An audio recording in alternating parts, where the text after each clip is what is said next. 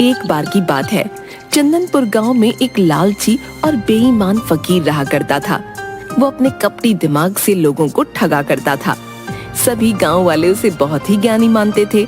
वो गांव वालों को बेवकूफ बनाकर जो भी उसे धन मिलता उसे अपने पास एक पोटली में रखता था।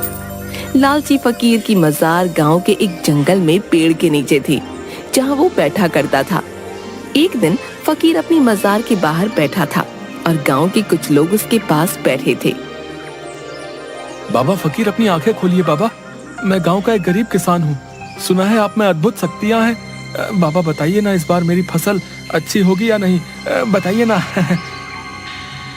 अच्छा तो ये बात है, अभी रुक, अभी बताता हूँ। अपना हाथ आगे कर बच्चा। जी जी, ये लीजिए बाबा जी। अपनी आंखें बंद कर बच्चा। मुझे अपनी अद्भुत शक्तियों से तेरे भविष्य के बारे में ज्ञात करना होगा। जैसे ही किसान अपनी आंखें बंद करता है, फकीर चुपके से अपने पीछे से एक लाल नींबू उठाता है और दूसरे रखे नींबू से उसे बदल देता है। जैसे ही किसान अपनी आंखें खोलता है, वो हैरान रह जाता है। अरे अरे फकीर बाबा, ये क्या? ये नींबू तो बिल्कुल लाल हो गया है। इसका क्या मतलब है? मेरी तो कुछ समझ नहीं आ रहा है, मुझे बताइए। बच्चा, तुम्हारा आने वाला भविष्य हानि की ओर जाने वाला है। तुम्हारी इस वर्ष की बोई फसल खराब हो जाएगी बच्चा। नहीं नहीं बाबा, ये आप क्या बोल रहे हैं? आपके पास तो अद्भुत शक्तियां हैं, मेरी सहायता कीजिए। कोई तो उपाय होगा आपके पास, मेरी फसल को खराब होने से बचा लीजिए। उपाय तो है बेटा। हमें अपनी अद्भुत शक्तियों से तुम्हारे भविष्य के लिए ऊपर वाले से दुआ करनी होगी, तभी तुम्हारी फसल बच सकती है। फकीर बाबा दया कीजिए, आप महान हैं। अच्छा बाबा, ये लीजिए कुछ पैसे, आप अपने पास रखिए। लीजिए लीजिए, लेकिन मेरे लिए दुआ जरूर करिएगा। मैं फिर से आऊंगा बाबा। हैं? अच्छा, मैं चलता हूँ। वाह मूर्ख आदमी।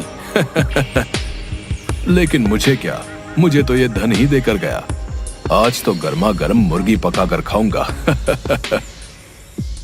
थोड़ी देर बाद फकीर जंगल में बड़े चाव से बनाई अपनी मुर्गी खाता है। अरे वाह वाह वाह, मजा ही आ गया। वाह क्या स्वाद था, आत्मा को शांति मिल गई।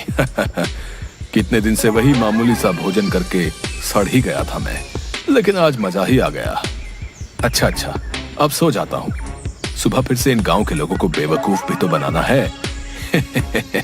बेचारे मूर्ख गांव वाले समझते हैं मैं कोई ज्ञानी फकीर हूँ जिसके पास अद्भुत शक्तियां हैं।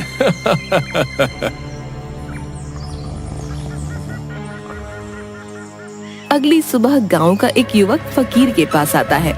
फकीर मजार के पास बैठा होता है। फकीर बाबा की जय हो।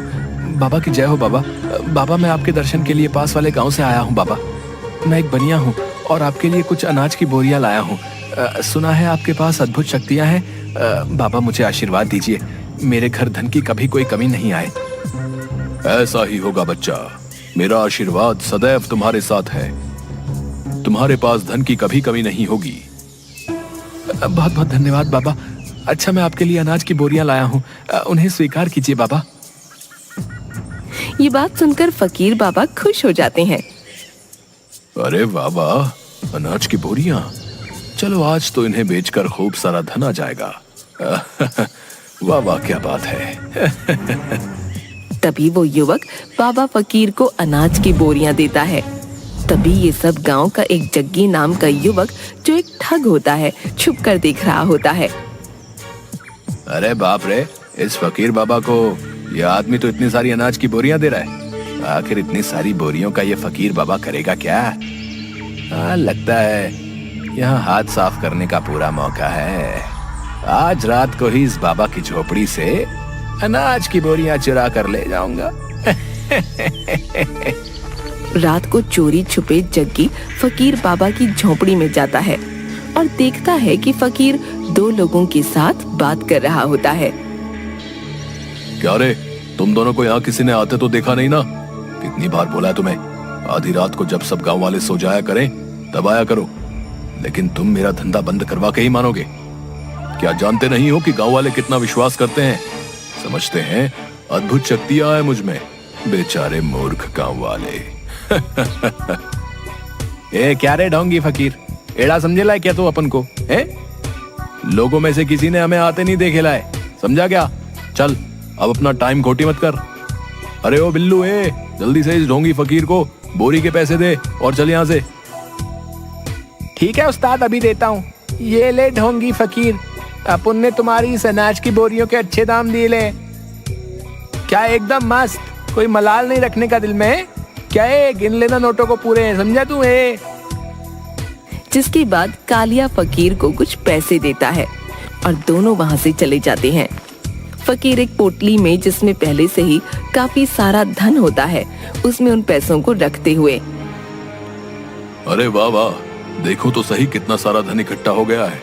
अरे वाह वाह वाह, मैं अपनी चतुराई से इस गांव के लोगों को अच्छा बेवकूफ बनाता हूँ। लोग भी कितने मूर्ख हैं, मेरी बातों में आ भी जाते हैं। अच्छा, अब इस धन की पोटली को कहीं छुपा देता हूँ। हाँ। जिसके बाद वो अपनी झोपड़ी में ही उस पोटली को एक चादर के अंदर छुपा देता है और खुद भी उसी चादर पर सो जाता है। अब सो जाता हूँ, बहुत अच्छी नींद आएगी अब। अरे बाप रे, ये बाबा फकीर तो ठुल्लू बाबा निकला रे। गांव के लोग इस फकीर पाखंडी को बहुत शक्तिशाली मानते हैं और ये तो बस उन्हें ठगता है। अरे वारे ढोंगी बाबा फकीर, क्या खेल खेला रे तो गांव वालों के साथ। लेकिन मैं तुझे ऐसे नहीं जाने दूंगा। तू जानता नहीं, जग्गी ठग नाम है मेरा। बोले तो ठगों में सबसे बड़ा ठग, बोले तो जग्गी। गांव में लोगों को ठगना ही मेरा काम है। अब देखना तू बाबा फकीर, कैसे तेरी अक्ल ठिकाने आती है। अगली सुबह जग्गी बुरी हालत में, फटे हुए कपड़ों में वो बाबा फकीर के पास आता है। बाबा फकीर महाराज, मेरी सहायता कीजिए, मैं पीड़ा में हूँ, मेरी सहायता कीजिए। मैंने सुना है आप सबके दुख हर लेते हैं, मुझ गरीब पर भी अपनी दृष्टि डालिए, सहायता कीजिए महाराज। अरे क्या हुआ बच्चा, कौन हो तुम? बताओ हमें, क्या समस्या है तुम्हें? हम अवश्य ही तुम्हारी सहायता करेंगे। बाबा फकीर, मैं एक बहुत ही गरीब व्यक्ति हूँ, मेरा इस संसार में कोई नहीं है। कई दिनों से एक अन्न का दाना तक नहीं खाया है। हाँ, मैंने सुना है आप बहुत बड़े ज्ञानी हैं, आप मुझे अपनी शरण में ले लीजिए बाबा जी। मैं आपकी सेवा करके अपना जीवन बिता लूंगा, बदले में 2 वक्त की रोटी दे देना। अरे मुफ्त में एक सेवक मिल रहा है, बेचारा कितना भोला लगता है, इससे अपनी खूब सेवा करवाऊंगा। हाँ, रख ही लेता हूं इसे अपने पास, बेचारा मूर्ख इंसान। अरे अरे बच्चा, अगर तुम्हारी इच्छा है कि तुम हमारे पास रहकर हमारी सेवा करो तो इसमें हमें कोई आपत्ति नहीं है। बच्चा, तुम एक अच्छे इंसान लगते हो और ऊपर वाले का संदेश है कि मैं तुम्हारी सहायता अवश्य करूं। आज से तुम मेरे ही साथ मेरी झोपड़ी में रहोगे। ये बात सुनकर जग्गी खुश हो जाता है।